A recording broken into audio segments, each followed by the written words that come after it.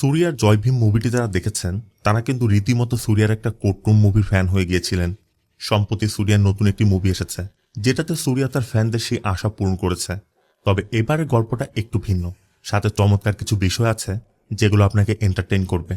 কোনোরকম স্পয়লার দিয়ে আমি মুভির মজাটা নষ্ট করতে চাচ্ছি না, সোজা গল্পে চলে যাচ্ছি। মুভির শুরুতে আমাদের ইন্দ্রান আর তার মেয়ে বিনুকে দেখানো হয়। তারা কেরালা থেকে ট্রেনে করে চেন্নাইতে এসেছে, তবে তারা যে স্টেশনে নামবে সেটা সামনেই। এখানে আবার ট্রেন ৪৫ মিনিট দাঁড়াবে। এই জন্য এক যাত্রীর পরামর্শে ইন্দ্রান বিনুকে নিয়ে অটোতে করে ওই জায়গাতে যাওয়ার সিদ্ধান্ত নেয়। কিন্তু যখনই তারা অটো চালকের সাথে ভাড়া নিয়ে বার্গেন করছিল, তখনই দুজন ছিনতাইকারী অস্ত্র দেখিয়ে জোরপূর্বক তাদের সবকিছু ছিনিয়ে নিয়ে চলে যায়। ইন্দ্রান তখনও দূর থেকে চিৎকার করে বলছিল, দয়া করে এমনটা করবেন না, আমার ব্যাগটি দিয়ে যান। ছিনতাইকারীকে আর কারো আর্তনাদ শোনে। তো এরপর ইন্দ্রান বিনুকে নিয়ে নিকটস্থ থানায় কমপ্লেন করতে যায়। কিন্তু এখানে লেডি ইন্সপেক্টর উল্টো বাবা মেয়েকে বিভিন্ন কথা শোনাচ্ছিল। একসময় তো সে বিনুর কাছে জানতেই চাচ্ছিল এই ব্যক্তিকে আপনার আসল বাবা নাকি আপনাকে ভয় দেখিয়ে নিয়ে এসেছে। বিনু তখন প্রতিবাদ করে। ইন্সপেক্টর তখন কনস্টেবলকে বলে ওনাদের কত গ্রাম স্বর্ণ চুরি গেছে রিপোর্ট লিখে দাও। ইন্দ্রান তখন জানায় তাদের ব্যাগে ৬০ সবেরিন স্বর্ণ ছিল, যার ওজন প্রায় ৫০০ গ্রামের মতো। এই জন্য কমপ্লেনটি রেজিস্টার করা হয়। মূলত ইন্দ্রানের মেয়ে বিনুর লিভার নষ্ট হয়ে গেছে, ইমার্জেন্সি ট্রান্সপ্লান্ট করানো দরকার। ইন্দ্রানের লিভার ম্যাচ করায় সে নিজে মেয়েকে লিভার ডোনেট করবে। ডক্টর তাদের বলেও দিয়েছে বিনুর যদি বমির সাথে বা টয়লেটের সাথে ব্লাড আসে তখন সার্জারি করা অনেক বেশি কষ্টকর হয়ে যাবে। তাই এই স্বর্ণগুলো বিক্রি করেই মেয়ের চিকিৎসা করাতে ইন্দ্রানরা এখানে এসেছিল। পরবর্তী দিন পুলিশ কিন্তু সাসপেক্টকে ধরে এনে ইন্দ্রানদেরকে আইডেন্টিফাই করতে বলে। তবে গত রাতে মুখে রুমাল থাকার কারণে ইন্দ্রানরা বুঝতে পারছিল না যে কারা করেছে। এরপরও পুলিশ কোনো না কোনোভাবে ওই দুজন ছিনতাইকারীকে আইডেন্টিফাই করে ফেলে। এমনকি স্বর্ণগুলো উদ্ধার হয়। কিন্তু ইন্দ্রান যখন স্বর্ণগুলো চেক করে দেখে, সে লক্ষ্য করে এখান থেকে বেশ কিছু আইটেম মিসিং, কম করে হলেও ১৫ সবেরিন্স, মানে প্রায় ১২০ গ্রামের মতো। পুলিশ তখন ইন্দ্রানকে বোঝায় অনেকে তো চুরি যাওয়া মাল ফেরতই পায় না, আপনার ভাগ্য ভালো আপনি পেয়েছেন, তাই যা পেয়েছেন নিয়ে চলে যান। ইন্সপেক্টর ইন্দ্রানকে ভয় দেখায় যে আপনার দরকার না হলে রেখে যান। কিন্তু ইন্দ্রানের তো লাগবেই, তাই সে ৪৫ সবেরিন স্বর্ণই নিতে রাজি হয়। কিন্তু এখানেও সমস্যা, মানে পুলিশ এই স্বর্ণ উদ্ধার করলেও সরাসরি এখান থেকে নেওয়া যাবে না। ইন্দ্রানদের প্রথমে কোর্টে আবেদন করতে হবে। কোর্ট থেকে গ্রান্ট করলেই তারপর তারা সেটা হ্যান্ডওভার করবে। ইন্দ্রান ওখানে নতুন, তাই কনস্টেবল ইন্দ্রানকে বেবি কান্নার নামে একজন লয়ারের কার্ড দিয়ে দেয় আর যত দ্রুত সম্ভব তার সাথে দেখা করতে বলে। সিন চলে যায় কোর্টে, যেখানে অ্যাডভোকেট প্রীতি এক সিনিয়র সিটিজেন দম্পতির কেসের আর্গুমেন্ট করছিল। মূলত প্রীতি বোঝাতে চাইছে এই ৪ ভাই কয়েক বছর আগে এই দম্পতির একটি জমি লিজ নিয়েছিল, সেখানে বিস্কিট ফ্যাক্টরি করেছিল। লিজের মেয়াদ শেষ হয়ে যাওয়ার পর ওই দম্পতি যখন জায়গা খালি করতে বলেছে, তারা উল্টো এই দম্পতির বিরুদ্ধে তাদেরকে মারধর করার কেস করেছে। তবে প্রীতি তদন্তকারী কর্মকর্তা এবং ওই ৪ ভাইকে জিজ্ঞাসাবাদ করে স্পষ্টভাবে প্রমাণ করে দেয় তারা মিথ্যা অভিযোগ করেছে। এমন কিছুই ঘটেনি, সবই সাজানো নাটক। তবে জাজ শেষমেশ বেবি কান্নানকে তার ক্লোজিং আর্গুমেন্টের জন্য ডাকলে কান্নান বলে সে আগেই তার স্টেটমেন্ট রিটেনে দিয়ে দিয়েছে, এমনকি পেজ নম্বরটিও বলে দেয়। আর তখনই আমরা বুঝতে পারি কান্নানের সাথে জাজের সরাসরি লিঙ্ক আছে। কোন কারণ দর্শাবে, কোন ধারায় কোন শাস্তি দিবে, কান্নান আগে থেকেই স্টেটমেন্টের মধ্যে সবকিছু লিখে দিয়েছে, যেটা প্রীতির কপিতে নেই। তাই প্রীতি ওই দম্পতিকে নির্দোষ প্রমাণ করা সত্ত্বেও জাজ ড্যামেজের কারণ দেখিয়ে ওই দম্পতিকে উল্টো ১ লক্ষ টাকা জরিমানা করে। প্রীতি ভালো মতোই জানে কান্নান জাজকে কিনে নিয়েছে। কান্নানও বিষয়টি স্বীকার করে, কারণ এখানে সব তারই নিয়ন্ত্রণে। প্রীতির কথা এভাবে কতদিন, একদিনই সবকিছু বন্ধ হয়ে যাবে। কান্নান তখন বলে এটা আমার কোর্ট, এখানে সব আমার ইচ্ছা মতোই হবে। স্বয়ং গড় যদি চলে আসে আমি তাকেও ছাড়ব না। এদিকে আবার ইন্দ্রান বিনুকে নিয়ে কোর্টে আসে, কারণ আজই তাদের কেসের হেয়ারিং। তবে ভিতরে ঢোকার সময় ইন্দ্রানের চোখ পড়ে এখানের কুলদেবতা কারপ্প স্বামীর মন্দিরের দিকে। ইন্দ্রানেরও তখন মনে পড়ে ট্রেনে ঘুমন্ত অবস্থায় সে এই কুলদেবতাকে স্বপ্নে দেখেছিল। এখানের পূজারীও জানায় প্রত্যেক কুলদেবতার একটা স্থান থাকে, এটা কারপ্প স্বামীর বাসস্থান। যে ন্যায় কোর্টে পাওয়া যায় না সেটা সে পাইয়ে দেয়, শুধু মন থেকে প্রার্থনা করতে হবে। তো এরপর ভিতরে গেলে ইন্দ্রানদের কেসের নম্বর আসে, কিন্তু থানা থেকে কেউ না আসার কারণে কেসটির নতুন একটি ডেট দেওয়া হয়। কান্নান অবশ্য জাজকে অনুরোধ করে তারিখটা একটু আগিয়ে আনে। এরপর সবাই মিলে ক্যান্টিনে গিয়ে বিরিয়ানি খেতে বসে। যে যেমন পারছে ঢুকছে, সাথে পার্সেলও নিয়ে নিচ্ছে। যেখানে ইন্দ্রান আর বিনু শুধুমাত্র দোসা খাচ্ছিল, কারণ বিল তো তাদেরকে দিতে হবে। আবার কান্নানের অ্যাসিস্ট্যান্ট জানায় তাকে এই কেস সলভ করতে বিভিন্ন জায়গায় টাকা দিতে হয়েছে, মানে সব জায়গায় টাকা দিয়ে ম্যানেজ করেছে। তাই বিনু তার কথা মতো 10,000 টাকা গুগল পে করে দেয়। এরপর ইমরান ওই 15 সোভারিন স্বর্ণের কথা বললে কান্নান সোজা ইন্সপেক্টরকে কল করে এবং জানতে চায় যে স্বর্ণ ছিল 60 সোভারিন্স আর আপনার এফআইআর 15 কম। ইন্সপেক্টর বলে এফআইআর যা আছে তাই, আর তুমি কি যে তোমার কাছে আমার জবাবদিহি করতে হবে? পারলে সামনে এসে কথা বলো। ফোনটা তখন লাউড স্পিকার থাকার কারণে কান্নান সবার মধ্যে বেশ অপমানিত হয়। আর এর শোধ নিতেই কান্নান তার হাতে থাকা যত অ্যাডভোকেট আছে সবাইকে খবর দিয়ে থানায় পাঠিয়ে দেয়। যদিও এরা সবাই অ্যাডভোকেট, কিন্তু কেস না থাকার কারণে সবাই অন্য পেশায় ছিল। কান্নানের কথা মতো তারা সবাই থানা ঘিরে ফেলে। এমনকি মিডিয়া এসে ওই লেডি ইন্সপেক্টরকে ঘুষ নেওয়ার বিষয়ে জিজ্ঞাসাবাদ করতে শুরু করে। তারা একসময় বুঝতে পারে সবকিছু কান্নানের কাজ। এরপর কান্নান নিজেই ইন্সপেক্টরের সাথে দেখা করে, কারণ কান্নান জানে বাকি স্বর্ণ পুলিশের কাছে আছে। তাই কান্নানের কথা মতো তারা ওই স্বর্ণটি ফিরিয়ে দেয়, মানে যে 15 সোভারিন্স তারা রেখেছিল। কিন্তু কান্নার সাথে তাদেরকে বলে যে লোকজন বাইরে দাঁড়িয়ে আছে, তাদের জন্য তো কিছু দরকার। ইন্সপেক্টর তখন বাধ্য হয়ে ইন্ডিয়ানের স্বর্ণ তো দেয়নি, সাথে পাশের একটি স্পা থেকে তারা যে ঘুষের টাকা পেয়েছিল সেগুলো কান্নানকে দিয়ে দেয়।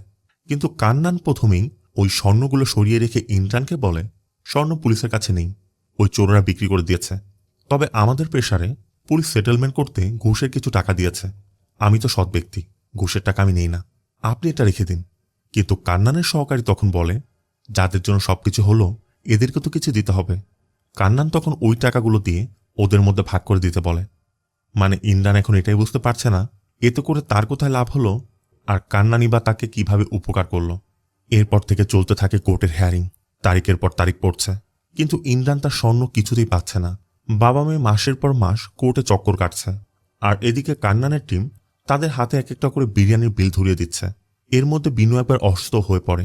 ডক্টর জানায় যত দ্রুত সম্ভব সার্জারি করা প্রয়োজন, কিন্তু ইমরান তো এখনো পর্যন্ত গোল্ড পায়নি। তারা এখানে একটি লজে উঠেছে। আবার কান্নানরা একজন এক্স মিনিস্টার একটি কেস নেওয়ার পর থেকে ইন্ডিয়ানদের কেসেও গুরুত্ব দিচ্ছে না। এভাবে 4 মাস কেটে যায়। ইন্ডিয়ানরা এখন হালি ছেড়ে দিয়েছে। তারাও বুঝতে পারছে কান্নানের কাছে এসে তারা কত বড় ভুল করেছে। তবে এর মধ্যে একদিন রাতের বেলা ইন্ডিয়ান বিনুকে বলে কান্নান স্যার বলেছে কাল আমাদের স্বর্ণ ফেরত পাবো। বিনু ওটা কিছুতেই বিশ্বাস করতে পারছিল না, কারণ এমন প্রতিশ্রুতি তারা 4 মাস যাবৎ শুনছে।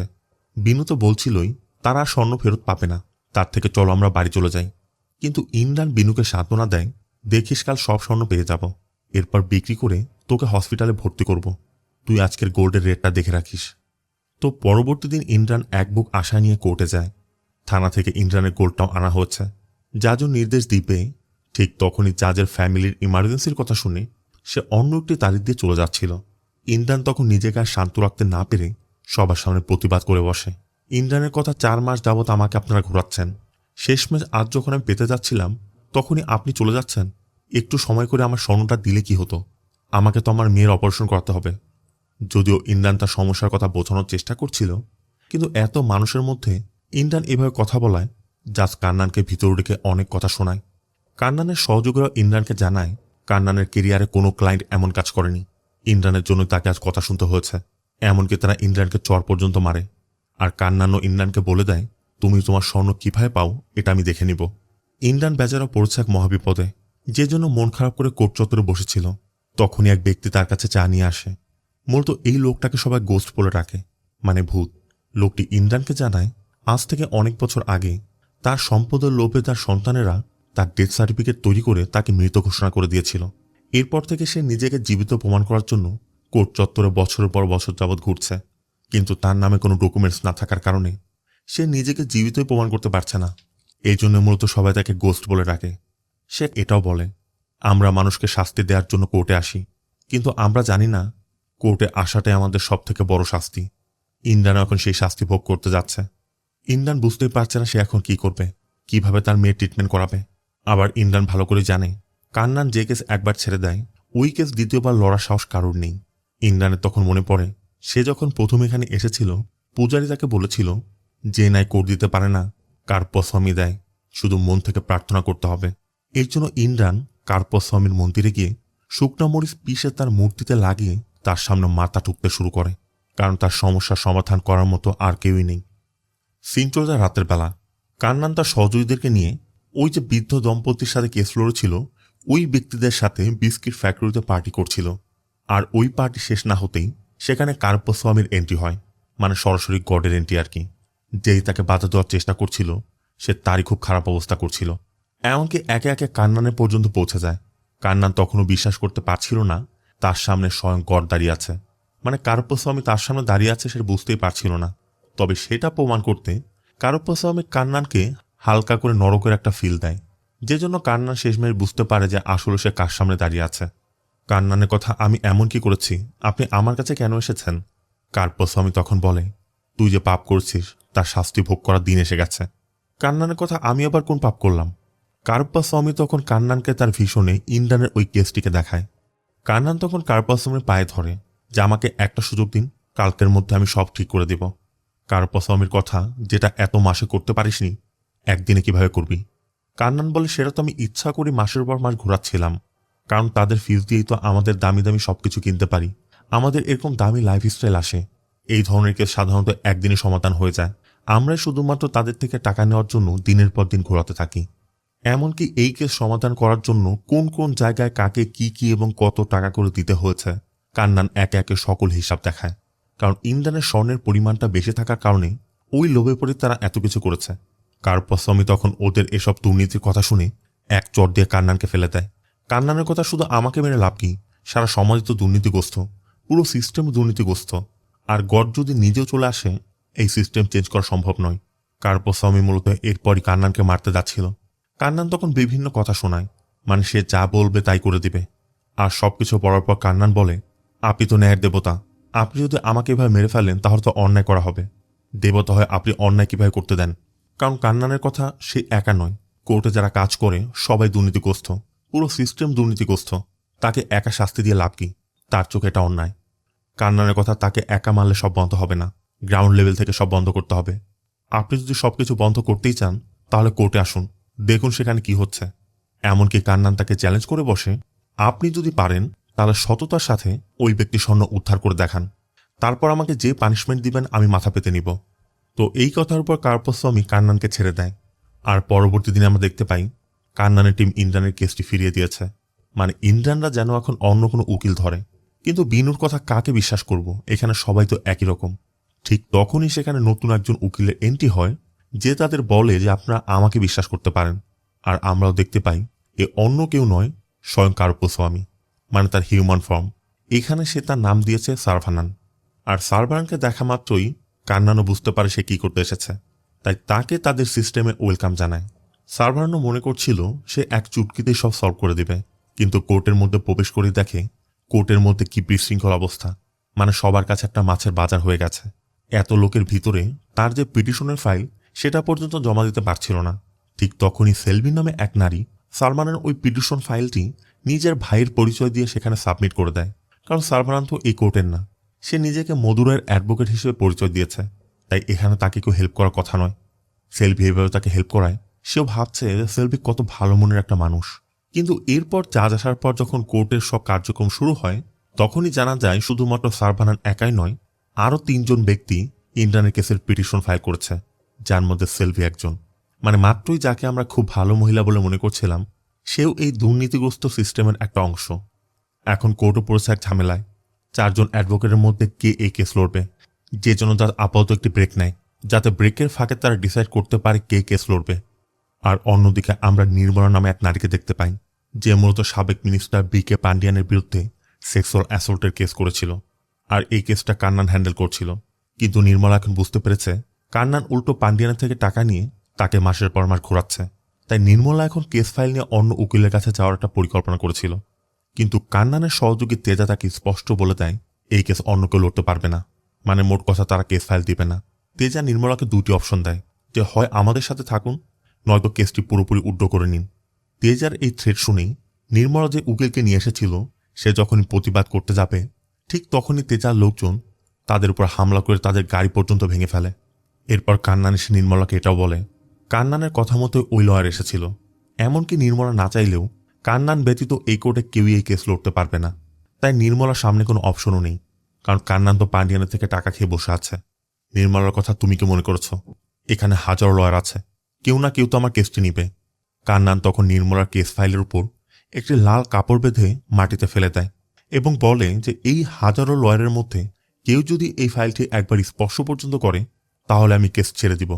নির্মলা তখন এখানে দাঁড়িয়ে থাকা বিভিন্ন লয়ারকে অনুরোধ করে, তাদের হাতে পায়ে পর্যন্ত ধরে, কিন্তু কান্নানের বিরুদ্ধে গিয়ে এই কেস লড়ার সাহস কারণ নেই, যে জন্য নির্মলাকে বাধ্য হয়ে এখন কান্নানের সাথেই থাকতে হবে। মানে সে স্পষ্ট বুঝতে পারছে যে কান্নান পান্ডিয়ানকে জেতাবে, তারপর বাধ্য হয়ে ওই কেস এখন কান্নানের কাছে রাখতে হবে। আবার অন্যদিকে সারবানানও দাঁড়িয়ে থেকে সব দেখছে। এমনকি অ্যাডভোকেট প্রীতিও সারবানানকে পুরো বিষয়টি বুঝিয়ে দেয়, যেখানে কান্নান কিভাবে তার রাজত্ব করে যাচ্ছে। সারবানান যেহেতু এখানে নতুন, প্রীতি সারবানানকে এটাও বলে, ওই যে 3 জন ব্যক্তি পিটিশন দাখিল করেছে, আপনি ওদেরকে 500-1000 করে টাকা দিয়ে দিলে ওরা এমনিতে ড্রপ করবে। তাই সারবানান প্রীতিকে নিয়ে ওদের সাথে দেখা করতে যায় এবং ওদেরকে বলে ওরা যেন কেস ড্রপ করে। তখনই আমরা সেলভিদের কথায় বুঝতে পারি আসলে কান্না নিজে থেকে কেসটি যখন ড্রপ করেছে, এই জন্যই কেসটি নিতে চাচ্ছে, কারণ ইন্ডিয়ানের স্বর্ণের পরিমাণটা অনেক বেশি, তারা অনেক বেশি টাকা তার থেকে আদায় করতে পারবে। এই জন্যই তারা পিটিশন ফাইল করেছিল। তাই সারবানানের কথায় তারা রাজি হচ্ছে না। এই জন্য সারবানান একসময় বিনুকে কেস ফাইল দিয়ে বাইরে যেতে বলে, আর এরপরই পুরো রুমে সবকিছু স্তব্ধ করে দেয়। এমনকি প্রীতিকেও তার ভীষণে তার আসল চেহারাটি দেখায়, যে আসলে সে কে। কান্নানো জানালা দিয়ে উকি দিয়ে সবই দেখছে। আর প্রীতি যখন পুরোপুরি বিষয়টি বুঝতে পারে যে সারবানান আসলে কার্পাস্বামী, তখন সারবানানের কথা মতো প্রীতি ওদের যে পিটিশন ফাইল ছিল সবগুলো ছিঁড়ে ফেলে। আর এরপরই সারবানান সেখানে সবকিছু স্বাভাবিক করে প্রীতিকে নিয়ে বের হয়ে যায়। কিন্তু যাওয়ার সময় কান্নান সারবানানকে রেখে বলে যে আপনার সাথে তো আমার এরকম এগ্রিমেন্ট হয়নি, এখানে তো আপনার সততার সাথে সবকিছু করার কথা ছিল, আপনি তো আপনার গডের পাওয়ার ব্যবহার করছেন। তাই কান্নান সারবানানকে প্রমিস করায় সে কখনোই তার গড পাওয়ার ইউজ করতে পারবে না, যা কিছু করার সততার সাথে করতে হবে। সিন চলে যায় সন্ধ্যায়। কোর্টে সবকিছু শেষ করে তারা যখন মেট্রো স্টেশনে বসেছিল, ঠিক তখনই প্রীতি এসে সারবানানের সাথে দেখা করে, কারণ প্রীতি তো তার সম্পর্কে সবকিছু জেনে গেছে যে সে কার্পস্বামী। এই জন্য প্রীতি কার্পস্বামীর কাছে অনুরোধ করে যে কোর্টের অবস্থা একদম বাজে, প্রীতি এমন একটি কোর্ট চায় যেখানে লিফট থাকবে, পুরো ডিজিটালাইজ সিস্টেম হবে, মানে সুযোগ পেয়ে গডের থেকে যা কিছু আদায় করা যায় আর কি। এরপর সবাই মেট্রোতে ওঠে। এখানে সেই লোকটাকেও দেখা যায় যাকে সবাই গোস্ট বলে ডাকে। প্রীতি বিনোদের সাথে পরিচিত হয়, আর ঠিক তখনই তেজা তার লোকজন নিয়ে আসে। মূলত তারা সারবানানকে ভয় দেখাতে এসেছে, কারণ কান্নানকে সারবানান কথা দিয়েছে সে তার গডের পাওয়ার ইউজ করতে পারবে না, সে এখন নিরুপায়। এই জন্য তেজারা সারবানানকে বিভিন্নভাবে অপমান করছিল, অপদস্থ করছিল। প্রীতি তখন কল্পনা করে যে এর জন্য সারবানান তাদেরকে পিটিয়ে কি অবস্থা করেছে। অবশ্য এরপর প্রীতি বুঝতে পারে যে এমন কিছুই ঘটেনি। সারবানান সবকিছু শোনার পরও একদম চুপ করে বসে আছে, যে জন্য তেজারাও একসময় চলে যায়। এরপর লজ্জা ছাদে বসে সবাই এই কেসের বিষয়ে যখন কথা বলছিল, তখন প্রীতি বিনুকে বলছিল যে তুমিও সে কিছু খাওয়া দাওয়া করো। বিনু বলে না, আমি এখন খাবো না। প্রীতি বলে দরকার হলে বাইরে থেকে অর্ডার করি, কোর্টের পাশে ভালো বিরিয়ানি পাওয়া যায়, তুমি বললে আমি অর্ডার করতে পারি। বিনু তখন ওই বিরিয়ানির দোকানের কথা বলে যে আমি ওই বিরিয়ানি সম্পর্কে জানি, অনেকবার গিয়েছিও। গত 4 মাসে আমি 2 লক্ষ টাকা বিরিয়ানির বিলও দিয়েছি, তবে প্রত্যেকটা আপনাদের মতো লয়ারের জন্য। আমি আর বাবা 1 লোকমাও স্পর্শ করিনি। এমনকি বিনু এটাও বলে যখন সবকিছু শেষ হয়ে যাবে আমার ইচ্ছা বাবাকে নিয়ে সেখানে গিয়ে একবার বিরিয়ানি খাবো। প্রীতিও বিনুকে বলে তুমি একদম চিন্তা করো না, স্বর্ণ ফেরত পেলে তোমাদের সব সমস্যার সমাধান হয়ে যাবে। এরপর তুমি অবশ্যই তোমার বাবাকে নিয়ে সেখানে গিয়ে বিরিয়ানি খেতে পারবে, আমি তখন দূরে বসে তোমাদের দেখব। কিন্তু বিনুরা তো কোর্টের উপর বিশ্বাস করতে পারছে না। প্রীতি তখন বিনুকে ভরসা দেয়, কারণ অন্য কেউ জানুক আর না জানুক, প্রীতি তো জানে যে কার্পস্বামী তাদের সাথে আছে। আর এখানে আমরা বিনুদের কথা এটাও জানতে পারি, ওই দিন বিনু এবং ইন্দ্রান যখন ওই সকল ব্যক্তিদের আইডেন্টিফাই করতে গিয়েছিল, তখন ইন্দ্রান নিজেই তাদেরকে অনুরোধ করেছিল যে আমার মেয়েটা অসুস্থ, ওই স্বর্ণের উপর আমার মেয়ের জীবন নির্ভর করছে। ইন্দ্রানের কান্না এবং আকুতি দেখে ওই 2 জন চোর স্বীকার করে নিয়েছিল তারাই চুরি করেছে, এবং তারা স্বর্ণগুলো সব ফেরতও দিয়ে দিয়েছিল। কিন্তু পুলিশ পরবর্তীতে সেখান থেকে কিছু লুকিয়ে রেখেছিল। মানে এখানে চোরও হৃদয়বান, অথচ পুলিশ। এমনকি বিনুরা এটাও বুঝতে পারছে ওই চোরেরা সব স্বর্ণ দিয়ে দিয়েছিল, পুলিশে হয়তোবা তাদের স্বর্ণ লুট করেছে, আর এই স্বর্ণ তারা কোনোদিনও ফেরত দিবে না। আর এই জন্য বিনু এখন কাউকে বিশ্বাস করতে পারছে না, কারণ যেখানে গিয়েছে তারাই তাদের সাথে ধোঁকাবাজি করেছে। আর সে তো এটাও জানে যে সময় মতো স্বর্ণটা উদ্ধার করতে না পারলে হয়তো সে নিজেও বাঁচবে না। তো পরবর্তী শুনানির দিন সারবানান কোর্টকে পুরো সমস্যার কথা খুলে বলে যে 4 মাস যাবৎ তাকে এই কারণ সেই কারণ দেখিয়ে ঘোরানো হচ্ছে, সাথে কোর্টের গাফিলতি এবং সকল দুর্নীতির বিষয়টা তুলে আনার চেষ্টা করে। কোর্টও বুঝতে পারে সারবানান শুধুমাত্র ইন্দ্রানের সমস্যার কথাই বোঝাচ্ছে না, তাদের গাফলতির কথা বোঝাচ্ছে। মানে একরকম কোর্টের উপরই অভিযোগ করছে। তবে জাজ উল্টো সারবানানকে প্রশ্ন করে তাদের যে স্বর্ণ চুরি হয়েছে সেটা কি আসল স্বর্ণ ছিল, তারা কি বৈধ টাকা দিয়ে কিনেছিল, বা কতটুকু ছিল তার প্রমাণ কি, তারা কোনো বিল দেখাতে পেরেছে, তারা তো কোনো বৈধ ডকুমেন্টসে সাবমিট করেনি। শুধু তাই নয়, জাজ সারবানকে এটাও বলে আপনার ক্লায়েন্টদের কোর্টে আনানোর আগে দেখা উচিত ছিল তারা কি পরে কোর্টে যাচ্ছে। জাজ সরাসরি বিনুকে তার পোশাকের বিষয়ে বলে যে বিনু কোনো স্লিভলেস ড্রেস পরে কোর্টে এসেছে, তার কথা কোর্টের একটা সম্মান আছে, এই সকল ড্রেস পরে কোর্টে কেন? বিনু তখন বলেই বসে সবাই বলে যে এই কোর্টে সমস্যা আছে, আপনি সেদিকে ভূক্ষেপ না করে আমার পোশাক নিয়ে পড়ে আছেন যে এখন আমার পোশাকের সমস্যা, আপনার দৃষ্টিভঙ্গি ভালো নয়। বিনু জাজকে এই কথা বলা মাত্রই জাজ বিনুর উপর উত্তেজিত হয়ে বিনুকে একদিনের কাস্টডিতে রাখার নির্দেশ দেয়, যে জন্য বিনুকে কোর্টের মধ্যে থাকা একটি সেলের মধ্যে আটকে রাখা হয়। আর ওই সেলে থাকা অবস্থায় বিনু হঠাৎ করে অসুস্থ হয়ে তার মুখ দিয়ে রক্ত বের হতে শুরু করে। সাথে সাথে বিনুকে হসপিটালে নিয়ে অ্যাডমিট করা হয়। ডক্টর জানায় বিনুর লিভার 90% নষ্ট হয়ে গেছে, এই মুহূর্তে তার অপারেশন করাতে হবে, নয়তো বাঁচানো সম্ভব হবে না। কিন্তু এখনো পর্যন্ত ইন্দ্রান টাকার ম্যানেজ করতে পারেনি, স্বর্ণ তো উদ্ধার করতে পারল না। ইন্দ্রান নিজের মতো করে তার আত্মীয় স্বজন বন্ধু বান্ধব যেখানে পারছে সবাইকে রিকোয়েস্ট করছে, কিন্তু কেউই তাকে টাকা দিতে রাজি হচ্ছে না, কারণ এত টাকা কে এত দ্রুত দিতে পারবে। প্রীতি তখন সারবানানকে সাথে নিয়ে জাজের বাড়িতে যায়, কারণ তারা যদি জাজকে কনভিন্স করতে পারে হয়তোবা স্বর্ণ তুলতে পারলে বিনুর জীবনটা বাঁচানো যাবে। প্রীতিরা ঢোকা মাত্রই সেখান থেকে এক পলিটিশিয়ান বের হয়ে যাচ্ছিল। এত রাতে পলিটিশিয়ানের সাথে দেখা করলেও প্রীতিরা হাজার অনুরোধ করা সত্ত্বেও জাজ কোনো মতেই তাদের ঢোকার অনুমতি দিচ্ছিল না। তবে ব্যালকনিতে এসে কথা বললে প্রীতিরা বোঝানোর চেষ্টা করে তাদের কাছে ইন্দ্রানের কাস্টম ক্লিয়ারেন্স কপি আছে, তার মেয়েটা এখন হসপিটালে, ওকে বাঁচানোর জন্য স্বর্ণটা প্রয়োজন। এখানে আমরা কান্নানকেও দেখতে পাই জজের বাড়িতে রয়েছে, তাই জজ প্রীতিদের কোনো অনুরোধ না রেখে 2 মিনিটের মধ্যে তার বাড়ি থেকে বের হয়ে যেতে বলে। প্রীতিও এর জন্য সারভানানকে বলছিল আপনি তো কার্পা স্বামী, আপনি তো একজন গড, আপনি আপনার পাওয়ার কাজে লাগিয়ে যে কোনো কিছু করতে পারেন, আপনি কেন মানুষের কাছে ভিক্ষা চাইছেন? আসলে তো সারভানান বলতে পারছে না, সে কান্নানের কাছে ওয়াদা করেছে সে তার গডের পাওয়ার ইউজ করবে না। তো রাত্রেবেলা বাধ্য হয়ে তাদেরকে ফিরে আসতে হলেও পরবর্তী দিন কোর্টে গিয়ে সারভানান জাজের সামনে সব ডকুমেন্ট সাবমিট করে যাতে ইন্দ্রানের গোলটা এই মুহূর্তে রিলিজ করা যায়। কিন্তু জাজ একটা বিষয় নোটিস করছে, সারভানান কখনোই তাকে সম্মান দেখাচ্ছে না, যেমনটা ইওর অনার বা মাই লর্ড বলতে হয়। তাই তার কথা, যদি সারভানান জাজকে সম্মান দেখিয়ে কথা না বলে তাহলে কোনোভাবেই তারা আজকে গোল রিলিজ করবে না। আসলে জাজ তো জানে না সে যাকে বলছে সে নিজে একজন গড, গড হয়ে কিভাবে সে তাকে সম্মান দিবে। তারপর সারভানান বিনুর জীবনের কথা চিন্তা করে শেষ পর্যন্ত জাজকে সম্মান দিতে বাধ্য হয়। আর এরপর কোর্টের নির্দেশে ইন্দ্রান তার স্বর্ণ ফিরে পায়।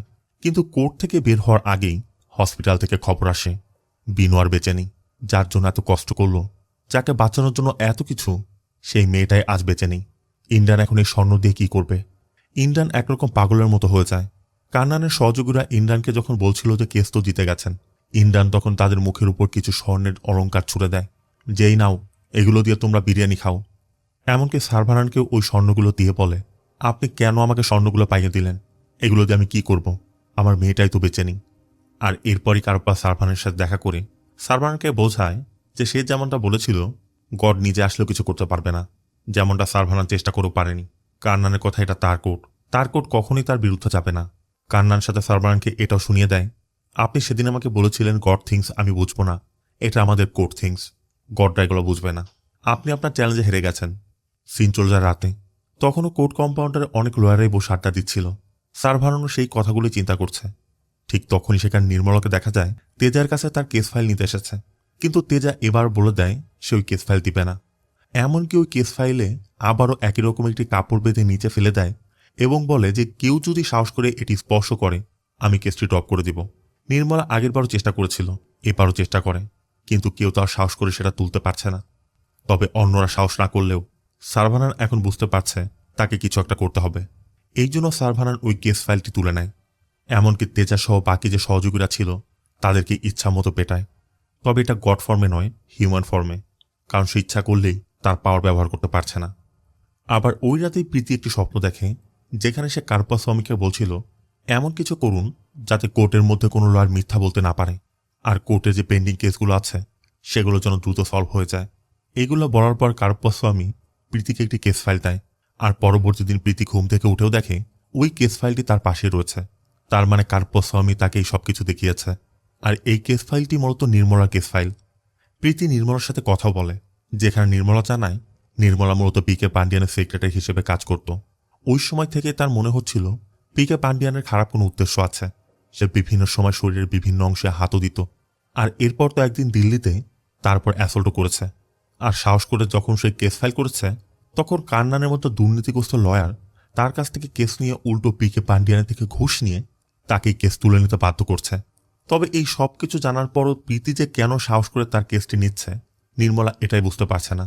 প্রীতি শুধু বলে, ধরে নিন এটা ঈশ্বরের ইচ্ছা ছিল। আর এরপর শুরু হয় পিকে পান্ডিয়ান এবং নির্মলার কেসের হিয়ারিং, যেখানে প্রীতি প্রথমেই অভিযোগ করে পিকে পান্ডিয়ান তার ক্লায়েন্টকে সেক্সুয়াল অ্যাসল্ট করার চেষ্টা করেছিল। কিন্তু কান্নানের কথা, এই সব কিছু মিথ্যা অভিযোগ, সে শুধুমাত্র টাকার জন্য এগুলো করছে। এমনকি কান্নান এটাও বলে পিকে পান্ডিয়ান একজন আর্থাইটিসের রোগী। তারা বলছে ঘটনা ঘটেছে দোতলার ঘরে, কিন্তু আমার ক্লায়েন্ট তো সিঁড়ি বেয়ে উঠতেই পারে না, তাহলে দোতলায় কিভাবে গেল? আর দ্বিতীয়ত, নির্মলার একটি কল রেকর্ড শোনায়, যেখানে নির্মলা পিকে পান্ডিয়ানকে ওই দিনের কথা বলছিল যে আপনার সাথে কাটানো সময়টা আমি ভুলতে পারিনি। নির্মলা বারবার বলছিল যে ভয়েসটা যদিও তার, কিন্তু এই ধরনের কথা সে কখনই বলেনি। মানে একরকম কান্না নির্মলার বিরুদ্ধেই অভিযোগ করছে, মানে নির্মলা এখন ফেসে যাবে। ঠিক তখনই একটা মিরাকেল হয়।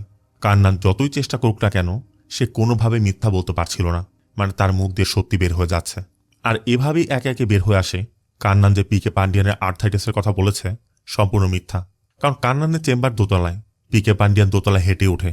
আর যদি আসে নির্মলার ওই ভয়েস রেকর্ডের কথা, কান্নান প্রমাণ দেখায় সে এআই প্রযুক্তি ব্যবহার করে সেটা তৈরি করেছিল। জাজও বুঝতে পারছিল কান্নানের সাথে কিছু একটা হচ্ছে, এই জন্য সে কোর্ট অ্যাডজান্টও করতে যাচ্ছিল, কিন্তু কান্নান বারবারই বাধা দিচ্ছে। কান্নানের কথা আজই আপনাকে ফয়সালা জানাতে হবে। এমনকি কান্নান একসময় কোর্টের মধ্যে জাজের কথা বলে দেয় যে আপনি নিজেও তো ঘুষ নিয়েছেন, যে জন্য কন্টেম্প্ট অফ কোর্টের অপরাধে কান্নানকে কোর্ট থেকে বের করে দেওয়া হয়।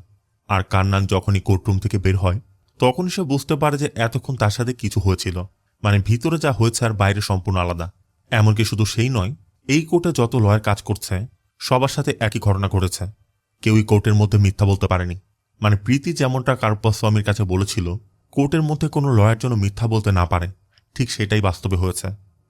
সবাই সত্যিটা বলে দেওয়ার কারণে এখন ক্লায়েন্টদের সাথে লয়ারদের একটা ফাইট চলছে।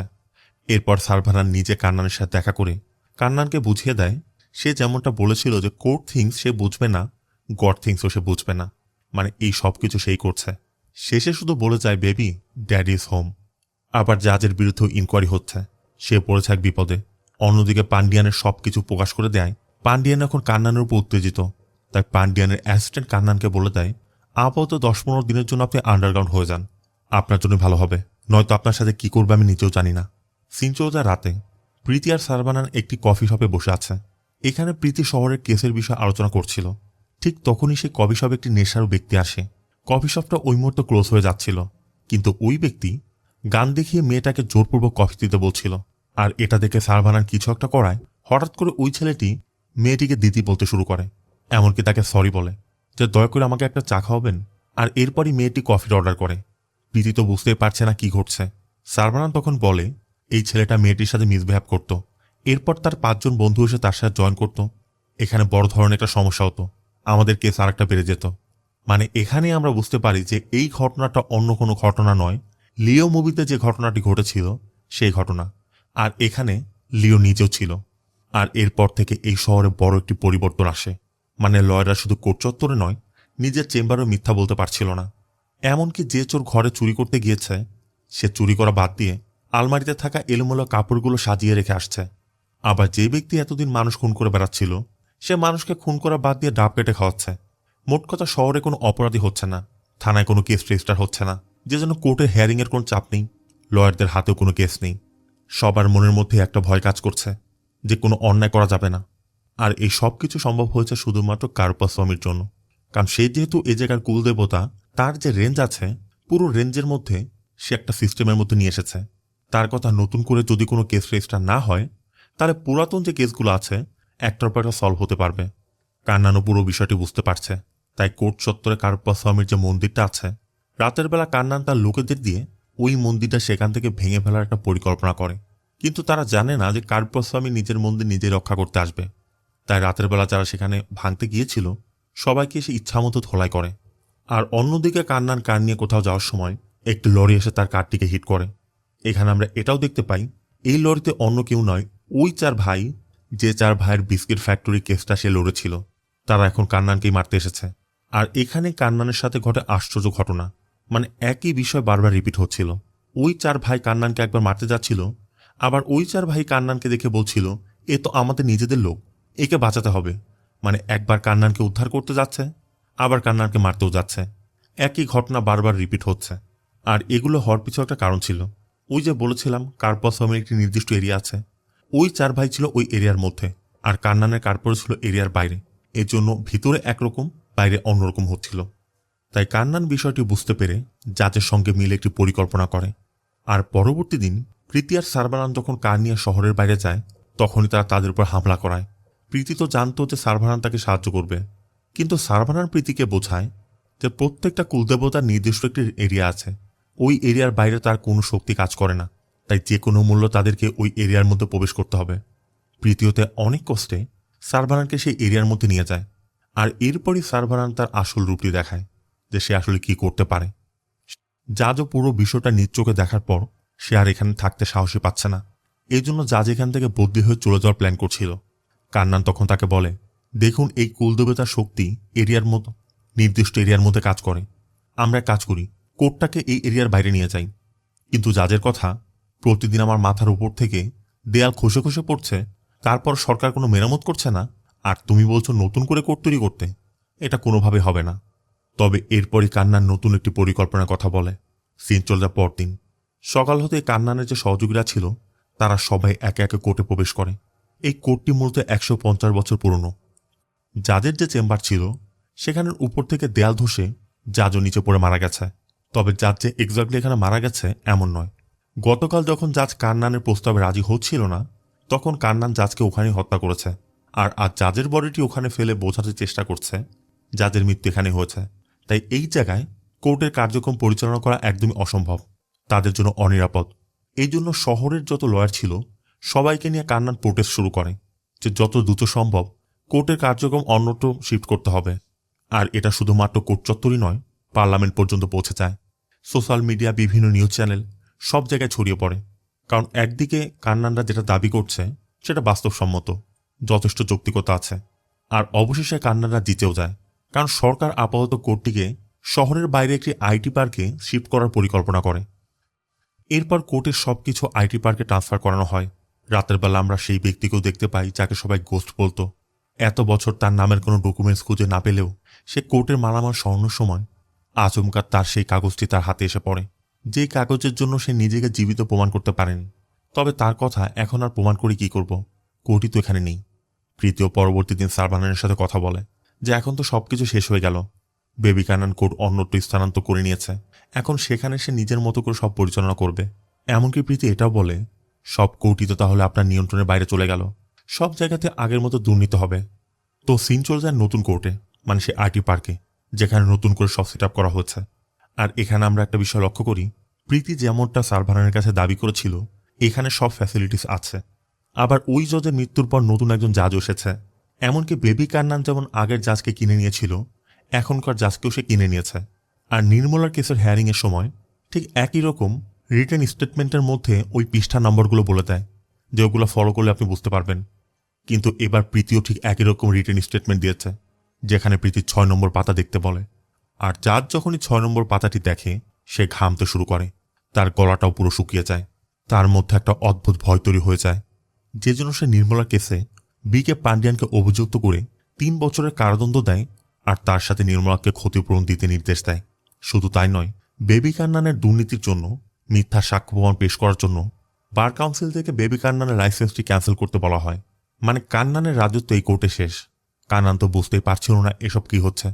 তাই কান্নান এবার প্রীতির কাছে জানতে চায়, তুমি কি করেছ? প্রীতি তখন কান্নানকে বাইরে গিয়ে দেখতে বলে। আর এরপর কান্নান কোর্টের বাইরে এসে দেখে কার্পস্বামীর যে মন্দির ছিল সেই মন্দিরটিও এই কোর্টের সামনে স্থানান্তর করা হয়েছে। কারণ কার্পস্বামীর ভক্তদের কথা, কার্পস্বামী ন্যায়ের দেবতা, কোর্ট যেহেতু চলে এসেছে দেবতার মন্দিরও চলে আসবে। আর এখানে আমরা দেখতে পাই প্রীতি যে ডকুমেন্ট সাবমিট করেছিল তার 6 নম্বর পাতায় কার্পস্বামীর ওই অস্ত্রটি ছিল এবং লেখা ছিল কার্পস্বামী সব দেখছে। এমনকি এই ভয়ে কান্নানের যে সহযোগীরা ছিল যারা এতদিন তার সাথে কাজ করত, তারা সবাই কান্নানের সাথে সকল সম্পর্ক ছিন্ন করে নেয়, মানে কেউই আর কান্নানের সাথে নেই। এরপরে সার্ভানার কান্নানের সাথে দেখা করে এবং জিজ্ঞেস করে, ওকালতি তো শেষ, এখন কি করে খাবে? কান্নানের কথা আমি ভালো করেই জানি, এই জায়গায় আপনার কোনো পাওয়ার নেই। মানুষ যেটা করছে সেটা ভয়ের জন্য করছে, তাদের মধ্যে ভয় কেটে গেলে আবার সব ঠিক হয়ে যাবে। সার্ভানানের কথা সততাও এক ধরনের অ্যাডিকশন।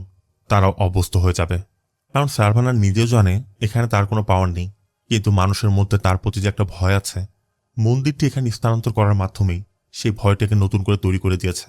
আর ওই ভয় থেকেই মানুষ এখন সৎভাবে কাজ করবে। এখান থেকে সিন চলতে রাতে নতুন কোর্টের উদ্বোধনী অনুষ্ঠানে, আর সেখানে কান্নান তার লোকজন নিয়ে এসে হাঙ্গামা সৃষ্টি করে। এমনকি কান্নান গান পয়েন্ট করে সবাইকে ভয় দেখায়। কান্নানের কথা, এখন কি তোমাদের গড এসে তোমাদেরকে রক্ষা করবে? কোথায় সেই গড? তবে গড সেখানে না আসলেও ঠিক সেই মুহূর্তে একটা ক্যারেক্টারের এন্ট্রি হয়। সে হচ্ছে দুরাই সিংহাম, মানে ওই কার্পাসামের নতুন আরেকটি ফর্ম। আর সিংহাম কি করতে পারে এটা আমরা ভালো করেই জানি। এখানে ঠিক একই রকম হয়, সিংহামের সাথে কান্নানের লোকজনের বেশ একটা ফাইট হয়। আর এখানে সবাই একসময় সিংহামের হাতের একটি লকেট দেখে বুঝতে পারে এ আসলে সিংহাম নয়, কার্পোস্বামী। তাই সবাই যখন তার জয়ধ্বনি করছিল, কান্নান প্রীতির গলা ছুরি ধরে, কারণ কান্নান তখনও ভাবছিল কার্পোস্বামী এখানে কিছুই করতে পারবে না। আর সাথে সাথে সিংহাম একটা তুড়ি বাজালে সেখানে পুরো পরিবেশটি চেঞ্জ হয়ে যায়, মানে তারা সবাই যেন অন্য একটি পৃথিবীতে চলে যায়। আর এখানেই মূলত কার্পোস্বামীর আসল চেহারাটি দেখা যায়, মানে এতক্ষণ যেটা আমরা দেখেছি হিউম্যান ফর্মে, আর এখন সরাসরি তার গড ফর্মে। সে একে একে কান্নানের সবাইকে মেরে শেষ পর্যন্ত কান্নানের। এরপর কার্পোস্বামীর নির্দেশনা মতো এই কোর্টে যাদের সাথে অন্যায় করা হয়েছে সবাইকে ন্যায় পাইয়ে দেওয়া হয়। সিন চলে যাক পুরনো কোর্টের পাশে সে বিরিয়ানির দোকানে। প্রীতি সেখানে নাস্তা করছিল। হঠাৎ করে প্রীতি লক্ষ্য করে ইন্দ্রান তার মেয়ে বিনুকে নিয়ে সেখানে বসে বিরিয়ানি খাচ্ছে, মানে যেমনটা বিনুর শেষ ইচ্ছা ছিল যে সবকিছু শেষ হয়ে গেলে তার বাবাকে নিয়ে সেখানে বসে বিরিয়ানি খাবে। প্রীতি বুঝতে পারছিল না এটা কিভাবে সম্ভব। ঠিক তখনই আমরা তাদের পিছনে একজন ব্যক্তিকে দাঁড়িয়ে থাকতে দেখি, যার টি শার্টে লেখা রয়েছে জাস্ট গড থিংস। প্রীতিও কথা দিয়েছিল সবকিছু শেষ হয়ে গেলে সমাধান হলে তুমি যখন তোমার বাবাকে নিয়ে খাবে আমি দূর থেকে বসে দেখব। ঠিক তেমনটাই। এটা তো শুধুমাত্র কোর্টের বিষয় গেল। এরপর সিন চলে যায় বিধানসভায়, যেখানে আমরা রাজ্যের নতুন মুখ্যমন্ত্রীকে দেখতে পাই। আর এই মুখ্যমন্ত্রী কান্নানেরই একটা ফর্ম। এখানে কোর্টের কেসগুলো নিয়ে আলোচনা চলছিল, যে বিভিন্ন কোর্টে যে কেসগুলো পেন্ডিং রয়েছে সেগুলোর সমাধান কিভাবে করা যাবে। এই সকল বিষয় নিয়ে মুখ্যমন্ত্রী একটি প্রস্তাব দিলে সেখানে তার নিজের দলীয় এবং বিরোধী দলীয় যারা রয়েছে সবাই ভোট দিলেও একজন তার বিরোধিতা করে।